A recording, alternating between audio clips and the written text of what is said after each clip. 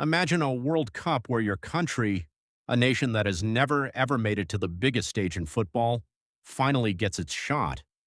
Not because of luck, not because of a miracle, but because the rules of the game just changed forever.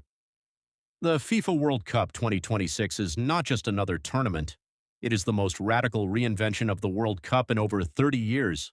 And today we are going to break down exactly how it works and why it could change everything for football fans around the world. Let's go back to 1998.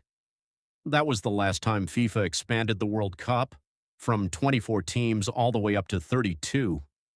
Nations like South Korea, Nigeria, and Jamaica made their debuts. The world fell in love with the new football stories. It felt electric. Now, nearly 3 decades later, FIFA is doing it again. The 2026 World Cup will feature 48 teams. That is 16 more nations than we have ever seen at a single World Cup. 16 more flags, 16 more anthems, 16 more dreams on the biggest stage in human sport. And to host it all, not one country, not two, three. The United States, Canada, and Mexico, 3 nations sharing one tournament across an entire continent, across 16 magnificent stadiums. This is history in the making.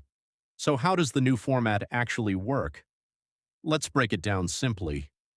In the old 32-team format, there were 8 groups of 4 teams. The top 2 from each group advanced. Clean, simple, but brutal for smaller nations, who often got knocked out after just 3 games. In 2026, there are 12 groups of 4 teams. The top 2 from every group automatically advance to the round of 32. But here is the twist.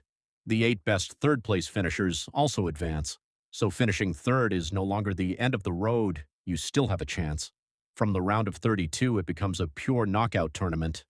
Winner go home, round of 16, quarterfinals, semifinals, and then the final.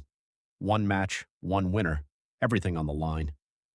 Now you might be wondering, how do teams even get to the tournament? That is where qualification comes in, and this is where it gets really exciting.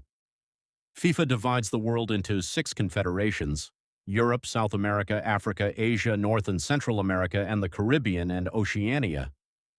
Each confederation gets a certain number of spots at the World Cup, and those spots have now been significantly increased. Europe, known as UEFA, gets 16 spots. Africa, through CAF, receives 9 spots, up from just 5. Asia, through AFC, gets 8 spots. South America, through CONMEBOL, gets 6 spots plus a playoff berth. CONCACAF, that is North and Central America, gets 6 spots.